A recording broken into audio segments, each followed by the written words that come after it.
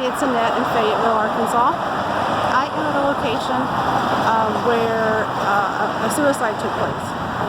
This location is known as the Yacht Club.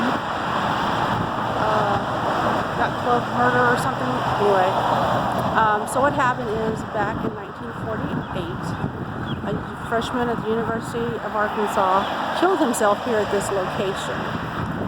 When he did that, he left behind a note confessing to the murders in Texarkana known as the Moonlight Murders that happened a couple of years prior to his suicide. I'm not sure what this place was back then.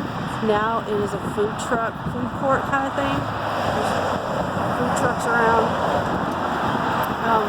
But people report seeing a teenager hanging out here in this parking lot. But they describe him as wearing clothing from a different time period.